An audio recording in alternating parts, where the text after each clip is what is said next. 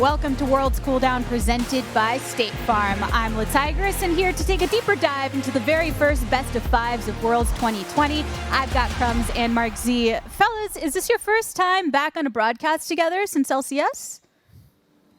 Yeah, I think so. Yeah, it is. We haven't done it. It's been a long time. Many years and years. Happy to have you both reunited here on Cooldown where, hey, we've got a lot to talk about because we're not only going to be recapping the day's action, but picking some players that popped off in every single series before we look at what's up in the day to come on our very last day of play-ins. But what happened today? It was quite an exciting day at that. The third and fourth seed from each group ended up facing off in a best-of-5 series to officially end the group's dreams for two more teams. And the way those two series panned out may be surprising to some. In Group B, LPL's LGD defeated LLA's Rainbow 7-3-0, but it was supermassive from the TCL that took down Mad Lions. And based on that result, I think that's the one that's lingering with us most.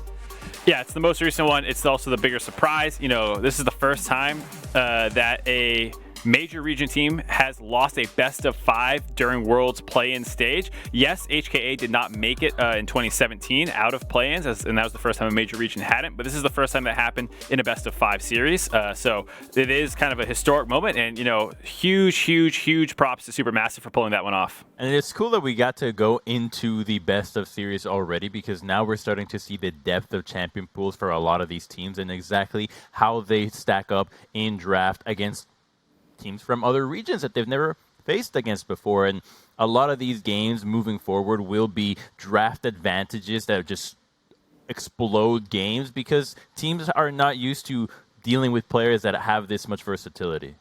And y'all are already talking about some of the things that we're luckily going to get to dive a bit deeper in today. But first, with some people joining us for the first time, I want to get a temp check on the major takeaways from the day. We officially entered the knockout stage for play-in. So, Mark, if you're trying to recap what's going on, what is the biggest thing that first came to your mind, the difference from today and what we've seen from play-in so far?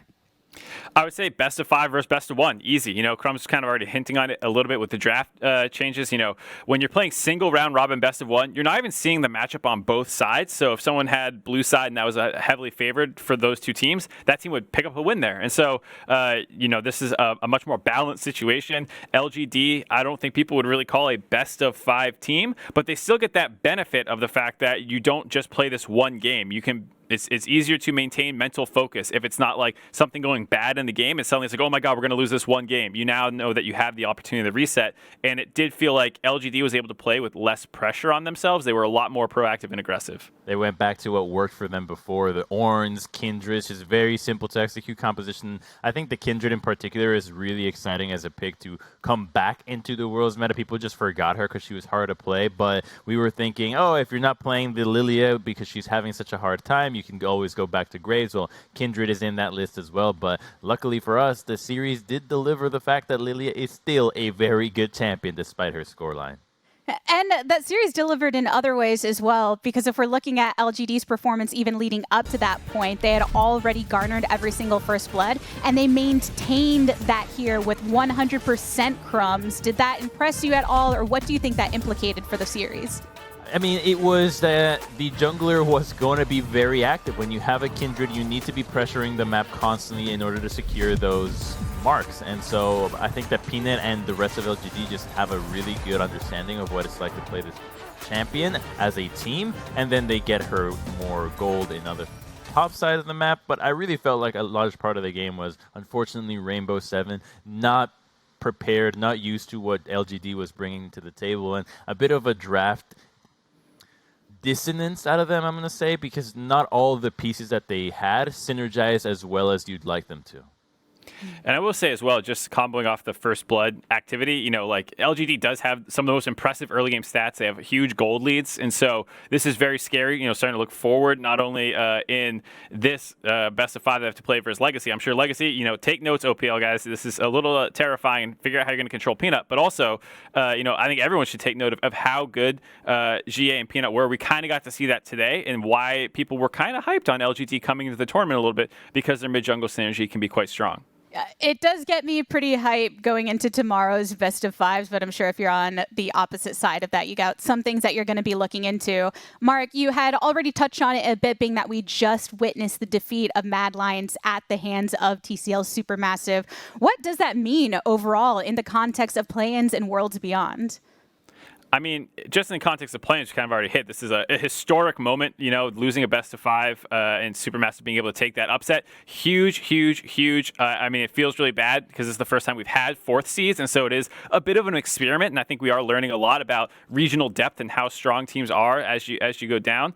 I think that's super interesting to see that, it's not like, oh, these teams are as good as our 8th best teams. It's like, no, they're right around our 4th, 3rd level, which I think is really, really cool. Yeah, I think it means more for TCL, the fact that you have a strong team in the wildcard regions, maybe in the Unicorns of Love as well, being able to top that would give us a better indication of where they're at, and less on the fact that EU lost. Yeah, LEC did send their 4th team, but from what the LEC casters were talking about, these guys have such a minute amount of stage games, considering that they started playing this year and then had to go online, and then now you are flying back to China to restart playing online. So I really do give them a bigger pass for that. So I think it's just the fact that Supermassive is strong and less that LEC as a region is weak. And I know a lot of NA fans are going to wake up and just start memeing, oh, haha, you suck, whatever. But this is bad news for NA fans, too. You might not realize it, but because of how the 4th seed situation lined up heading into group stage, TL is no longer, locked into A. They can end up in Group B in the group of death. We should have been cheering for Mad Lions if you're an NA fan. Like, I don't think the memeing was worth it if Team Liquid ends up in Group B. They're good enough. They can do it. I'm just cheering for good gameplay, Mark. That's all I can keep my energy focused on right now. What are you doing to me, man? I'm just letting you know what's coming down the pipeline. All right. Well, before we even get to that point, we do have to review some important aspects of today, because us being here on Worlds Cooldown does unfortunately mean that we do have to bid the official goodbyes to 2 more teams from their Worlds contention, but they still deserve some love shed on the highlight moments. They brought us a lot of enjoyment at that. So first on it, we have it. As the day has set on day 6, Rainbows are going to go with it, everybody. LLA Rainbow 7 giving a tremendous performance, but we do bid them farewell. Yeah. The other thing is LGD, Shockwave, the Shockwave, Shie, the spear, here's the cannon minion instead, but the true shot burst comes in, and Shie is just knocked up and taken down. Send him back to the grave. And the Dragon's actually almost already done. Langshing's gonna go in, the Destiny use in the back of the pit, and they're going to Jose Diodo. The Shockwave hits onto 2, but the dive is in, and Jose Diodo is Jose Dodo as he goes extinct. As Kramer's opening up with the spray and pray, but Rainbow 7 gonna try and turn it around. Shadow flashing away. Laser still alive in the back of it. Peanut goes gold, and now Kramer is the target. It's a 3v2 in favor of Rainbow 7, and Laser alone, and Arce are popping off. Double kill for the Ezreal. Rainbow 7 moving in, looking to stop him. Boss has no ulti, keep it in mind. Shadow's able to find the 3-man knockup. Rainbow 7 going in, looking for the engage, looking for the kills, looking for the team fight. Able to find one on DeSantis. Anana Sig going in, Anana Sig going out. No way to close the distance on that one. The Unicorns are love, baby. Unicorns might be real, but they're an endangered species.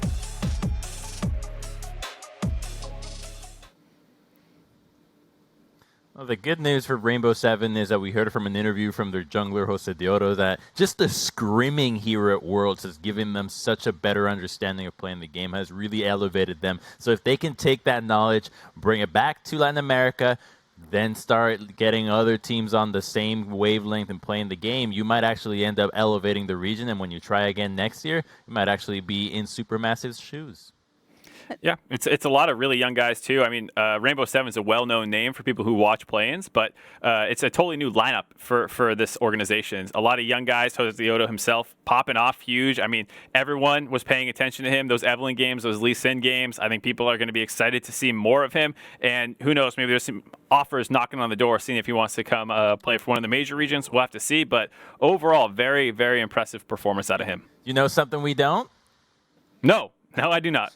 Speculating wildly, as I do best. And Twitter was too. They were talking all about how maybe we'll be seeing him over on our side, which, hey, I wouldn't be opposed to after what we got to see from him. And I think it's a testament to the excitement we have here in play-ins, what it means to each region. We saw the smiles on their faces even after the defeat, and I'm sure we'll see more of them to come. And same with our second team that we have to say farewell to, because they did try to claw from the cliffs, but in the end, Mad Lions were defeated by TCL's Papara Supermassive. So we bid them adieu. We have 2v2, the TP's behind them. This is very low levels at the moment. Shinny forced to flash, goes golden for the time being. Here comes Orome. There's the Nimbus strike into the crushing blow. Gets enough damage down to get Mad Lions their first kill of the game and looking to teleport up. Ooh, that shockwave. That shockwave is not really going to do enough. Humanoid's running for his life. Come on, Protect keeps him alive. That's the showstopper. Flash away from Humanoid. Shinny gets devoured up. Spat out Shadow. Takes him out. True Shot Barrage flies across the INTZ backline. And Macau and Envy are trying to spit back. Redbird is under some trouble. The shockwave's not been pulled yet. Shinny and Tay waiting. That's the shockwave used just for Redbird. Macau with the Dawning Shadows. Here comes Shinny. Redbird finally goes down, but Envy's in a fantastic spot. Spitting the poison from behind the chicken camp. All of a sudden, Orome with the Hextech Ultimatum needs to get away. That's the Flash QW that Humanoid was looking for.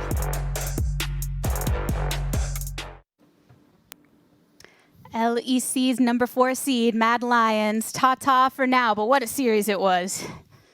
Yeah, it was super back and forth. They easily could have come out with it with just a little bit better of a game 5, but felt like they kind of got out-drafted as was going back and forth in the series with Blue Side. But I'm still excited to see more of these players because, like we were just talking about with a lot of the Rainbow 7 people, you know, these are 4 rookies plus Humanoid, who's been to Worlds twice now in a row. So I'm really excited to see what the future holds for all of them. And like Crumbs was saying, you know, getting actual more stage games under their belt before playing it on the Worlds level.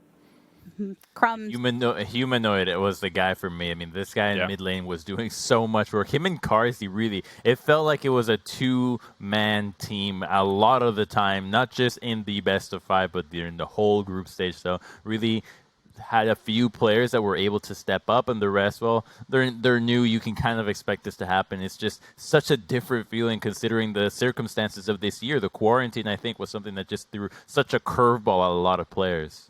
Well, let's take a look at one of those players then, because, hey, on League's biggest stage, a win or loss can come down to those split second plays, and we got to see that exemplified, those mechanics on Full Lock, and what we have in Every Second Counts, powered by Cisco. Kaiser really definitely brought the energy to kick things off in the series, Mark.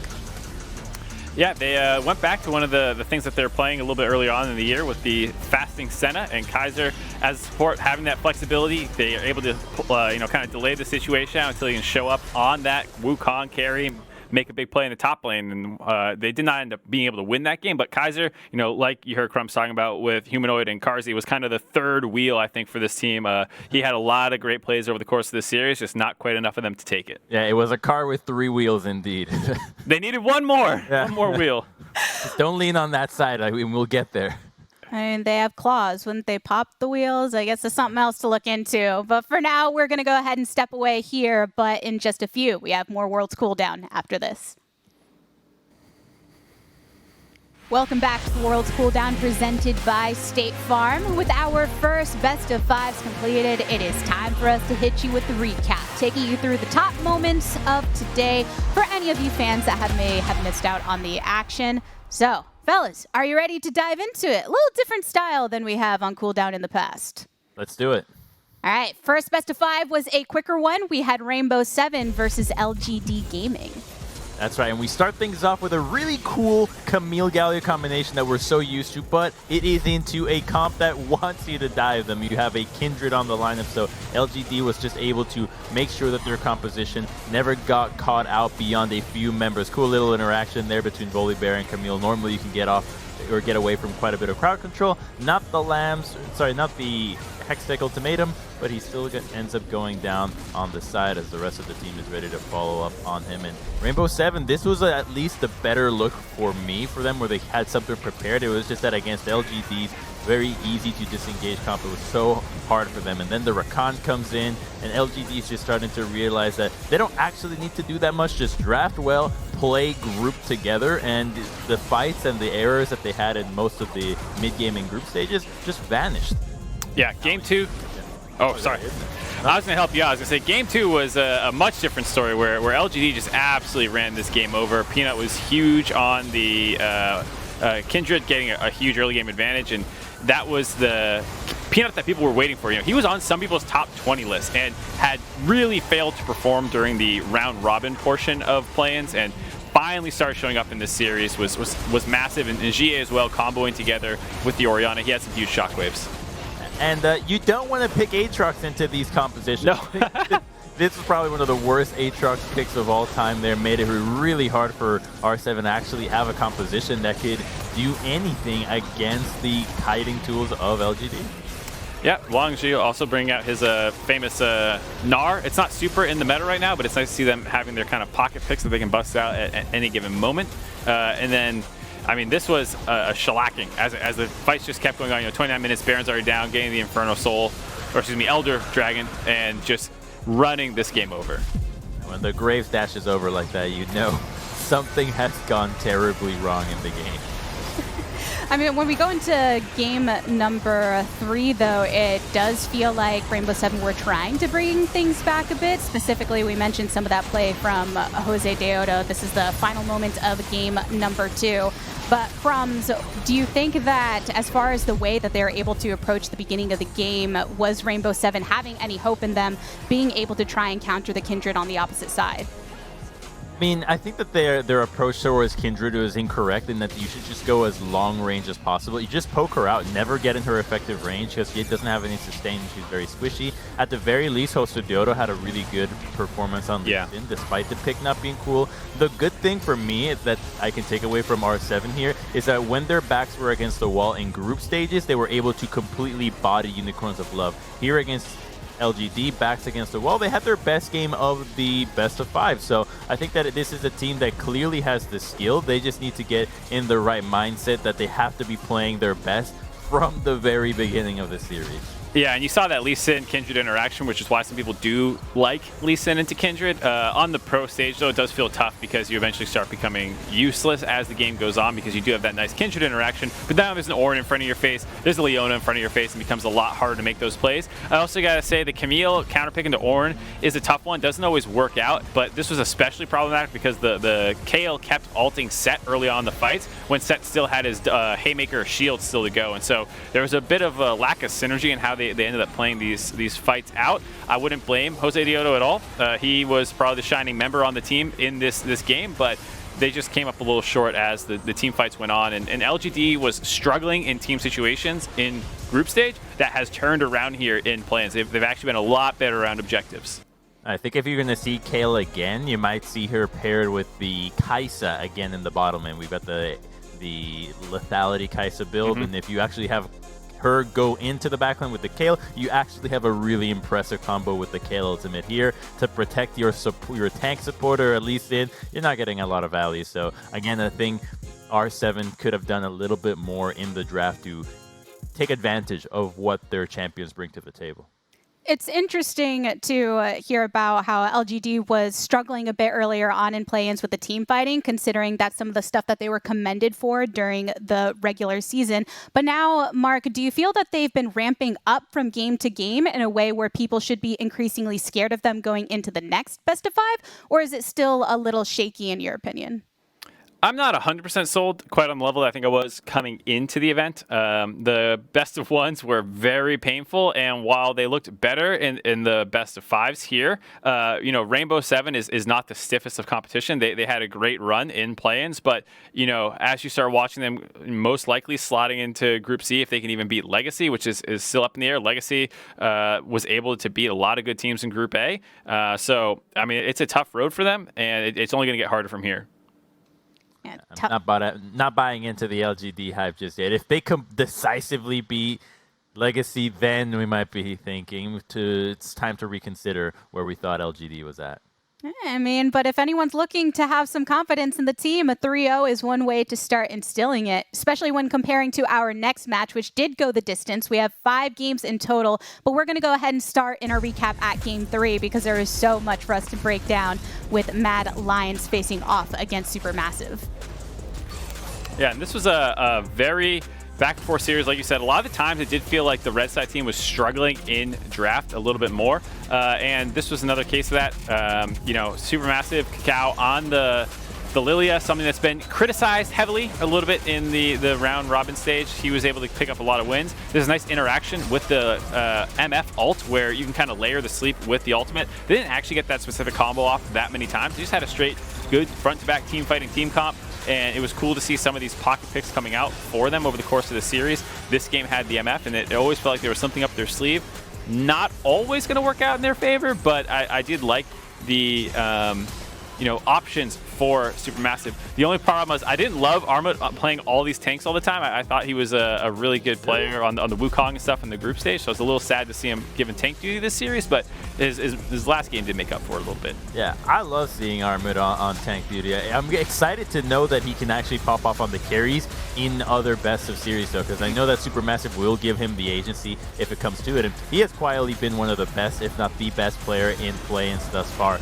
It tends to happen at Worlds where you have one top laner that just randomly surprises everybody because it's so hard to know exactly where top laners are at. The role that not only do we least observe by the nature of the game, but the one that is also the most isolated. Yeah, and when looking upon it too, I think the bot lane for Supermassive has been such a key strength, so perhaps Armut is key to also being able to unleash that when it comes to these compositions. Yeah, I think they can play a lot of different styles. So like Crumbs is saying, they have this carry top matchup that they can play potentially with Armut, but that's depending on also where Kakao's going to want to go, what they think their best chances are to win the game, because you also have these Leona plays that you want to go down bot lane and dive turrets with a MF ult layered on top, which is a lot more of their focus this time around, and they were able to execute that super well. Feels like a lot of the priority on their draft just depends on, are they going to get Lily or Nidalee? Is anybody going to actually open up the first 2 rotations of bans with those 2 picks, knowing that Kakao is still going to be relevant, right? He's still going to have Graves, he's still going to have Kindred, other picks of the like. And then we're going back to game 4, which was the one where was a lot more exciting, confusing. There was a Vayne in this game. Why that happened, I don't know. It looked cool because you had a 6 skin, but the team fighting was another thing. Yeah, I mean, I'm a known Vayne hater. You can mark me down for that. And this is another one of those times where I'm like, cool, you guys have all these nifty picks up your sleeve. I hate it. Don't show me the Vayne. And it's one of those things where it's like, yeah, it's an okay laning phase into Ezreal Alistar, but then you have such a hard time getting involved in not getting hit by just like collateral AoE that's not even like targeted at you. You're super squishy. You're gonna get poked out as well in a lot of situations. You have a hard time running into an Ornn, into a Cassio, into a Graves, and even though they actually played it pretty well, I'll give Supermassive credit that they didn't lose this game as hard as I thought they were going to, and it took a couple team fights to get to the one where you see the Vayne kind of getting picked on a little bit here. This is an example where the Vayne could have died even earlier if the Graves ult was a little bit more on target after he gets chunked out by Carzzy a little bit. And Carzzy had a pretty good job in this series chasing down Zeitnot. This was one where he went maybe a little bit too deep, but you could argue it also stopped the Baron from going down.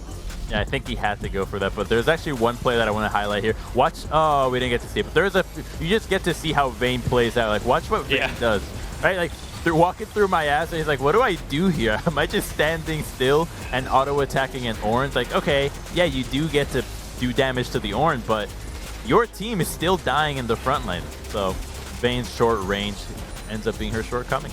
Yeah, I mean, you also are so single target DPS focused compared to a lot of things in the meta right now, compared to an MF laying down this fat ult, dropping damage instantly at the fight. This Vayne's just doink, doink, doink, and if they get out of range, you can't really follow up. We talk about Supermassive losing drafts. This is one where they hard win it with that Malphite counterpick top.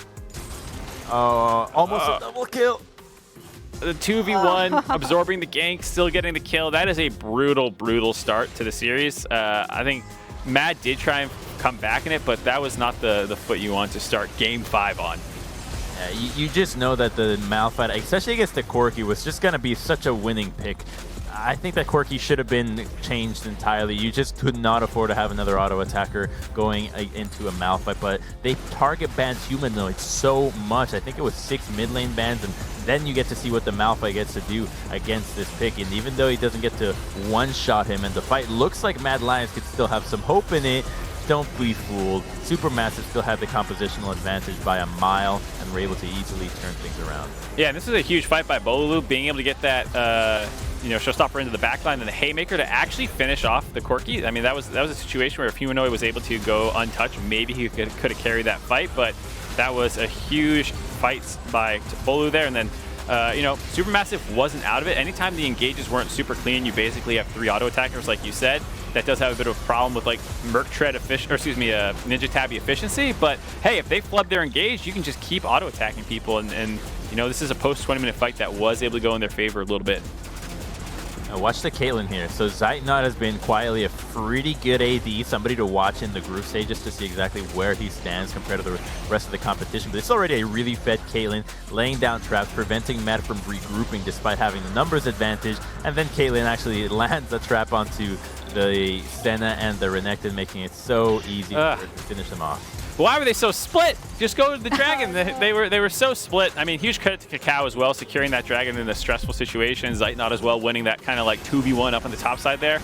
And then after that point, it was pretty much all over. The front line was too strong. The Caitlyn had too much protection, and Supermassive was playing super well. Snowflower over the course of the series, we haven't had a chance to talk about him, but he had some great games. Alistar, Morgana showing a breadth of champions that he can bust out, and there's so many people on Supermassive who can step up in any individual game. I really also like that Armut has been using emotes as well. The emote game hasn't been that impressive at Worlds thus far. We're used to some really crazy ones from the regional leagues, but Armut with the Malphite, the classic thumbs up after getting hit by a Renekton and Graves in 1v2ing, so good stuff out of him. That's true. I've been missing the emote game so far here in play-ins, but Supermassive still proving themselves in this series. But looking at it in total, Crumbs, we've mentioned the fact that they had some cases of using comfort picks, or in this last one, really hard-winning draft. What hope does it instill in you when looking at them moving forward? I think the hope is that you have a jungler that is actually incredibly proficient on the most important AP junglers right now, and the rest of the team do play tanks, hard engaged to round them out. So they actually have the better look out of all the teams we've seen at play-ins in making sure that the junglers' picks are synergizing with the rest of the team instead of just picking it because they're a power pick. So this is something that can go a really long way, since it's quite clear that they're very happy with playing these tanks mid or top. Junglers have been so key in a lot of the matches, not just today, but throughout play-ins. There are some other players, though, that are worth noting from their performances today. So let's go ahead and isolate one from each series that we witnessed. First one, of course, we already talked about. We had LGD versus Rainbow 7. Mark, who would you say was the most standout player, in your opinion? I would go with GA. It was close between him and Peanut over the course of this series, but I think Peanut kind of getting bullied a little bit by Jose Diodo in the last game made me lean towards GA. The TF counter pick was really big in terms of being able to shut down the carry Camille, make side lane plays, and just be active on the map. He had a great Orianna in game 2, comboing with Peanut. And then game 3, the Syndra came out, and he was making a lot of big plays, able to find kills in the mid game. He did die a couple times in the early game to some of those proactive ganks because Rainbow 7 was playing really well in that portion of the game. But from then on, he was making assassinations all over the map. This is a player that's been around for a really long time as well. So seeing him with Peanut is such an odd combination to actually be in this stage of, oh, you're not really sure how good they are because they've been struggling and now they're getting it together. So I think that this is a team that can have the confidence, if it actually starts to build up as they progress through the tournament, to go really far. They are the LPL's 4th seed for a reason. It's just that every single time they get hyped, you're always so cautious, since we've seen them fall from that high point too often. One of those Syndra plays, I think he was shopping immediately before, or attempting to do so, and then still made it look effortless in the way he was able to execute. And many have commended the veteranship on the side of LGD as being able to push them through, even when they've had some moments of faltering. If we're looking over on the other side at one of our play-in regions, TCL Supermassive, we gotta look at one person individually. Crumbs, let me know who it is. It's the chocolate boy. It's Kakao. The fact that he's actually able to do really well on these jungle picks is really impressive. Yeah, the Hecarim level game 1 was cool, but we already had seen that in the group stage. And the reason why I highlight Kakao is that I do feel like before this best of 5, if the teams were not able to pick up wins on Lilia, we might have actually started to see a drop in her priority because the record was just so abysmal. But the fact that he still shows up and proves how valuable she can be in these engages, and in the way that Supermassive was using the Leona as well to combo both ultimates together proves that this pick is actually a very top tier. She's just really hard, and your team needs to know what you're doing with her. Yeah, I think that's... Go ahead, Mark. I was going to say, that's just the one situation I think people struggle with a lot is the squishiness of it. We've seen people get picked off all over the map in the mid-game going for these kinds of invade situations that they sometimes can get away with on either more aggressive junglers who are able to build a little tankier or champions that have more mobility. She is very fast, but she needs to stack that Q up to actually get out of there. And so she doesn't quite have that instant reactivity that some other junglers have, like Elisa and W. It's that speed that's the problem, though, because when you're the jungler, you're like, okay, you actually have to keep yourself so close between I am dead right now and I am just in range of swinging my branch on top of you. So you step up a little bit too much because you're so quick and you've got the phase rush. You feel like you're on top of the world. Suddenly, Leona just one taps you, knock, knock, and then you're dead. I was just about to ask you both kind of what was the difference maker, but there is a kind of a fine line in trying to execute with Lilia in the best way possible. Today on Cooldown, as always, we are recognizing some of those great executions from all walks of the Rift, which includes assists in our Assist of the Day presented by State Farm. What do you know? Another Alistar play really showing out here in play-ins. Yeah, this was a monstrous play by Snowflower. I mean, this was a game that was pretty neck and neck, and he had a flash headbutt pull over the wall into 3 men to set up the Galio ult on top. He also had the Hecarim running in with Cacao, and this was a game that set the pace for them in what would be a very, very long, difficult series. And Snowflower made a huge play for the team there, helping get the Baron. This is the pick that got some buffs such a while ago, and some teams are dabbling with it, but now we're starting to see that if the teams are going to be revolving around front-to-back team fighting, around heavy engaged supports in the bottom lane, well, the Alistar fits that criteria very well, not only as your best engaged support for multi-pulls and peel, but also you don't die. You don't int when you go in, which is such a good thing to have compared to how many times we've seen picks like Nautilus go 0-8. Yep. Very imperative in a series where so much of it came down to that team fighting, being able to rely on your support to get that very effective engage. And I'm sure we're going to see many more of those moments to come. We're wrapping things up here on our World's Cooldown for today, but let's take a look at what we have in store going on tomorrow, because we're still going strong with our best of 5 matches this time. Today's 2 winners will be facing off against the opposing group. That means that Papara Supermassive will go against OPL's Legacy Esports, and LGD Gaming will face LCL's Unicorns of Love. Oh, I'm so excited for these coming up, being that it's the first time that we have the team switching over. Also worth noting that LGD and Unicorns of Love both have side selection for Game 1, and the loser of the previous game will have the next side selection. Just raw temperature check right now, Mark, of these 2 series, which one are you looking forward to most? Oh. I think it's got to be Unicorns of Love versus Power Supermassive. I think, these are people who are close enough together they can actually play over the course of the year, probably scrims a number of times. And I think it's going to be the closer of the 2 series. I know Spawn and the OPL guys might get mad at me at this, but with how, LGD looked, I definitely think it's going to be tough for Legacy. I'm mad at you. I'm casting that game. I think it's going to be much closer than that. Really? Legacy. Yeah, why wouldn't it? LGD beat up a Rainbow 7 that had wonky drafts every single time. I think that Legacy can actually have already seen what LGD's plan to recover from the terrible group stage that they had, and so they can just attack the draft a little bit better that way. They should actually pop off as long as mid does not die. If mid is not able to hold his own against Gia, yeah, I think it's not going to be close. But if Tally can just hold his own, his flanks have been so important for winning team fights for Legacy that taking apart one of LGD's weaknesses thus far, which has been grouping up and getting those fights around these objectives, could prove to be the difference maker for Legacy to have their number 1 seed beat LPL's 4th. It's a really high match if they actually win it. Yeah.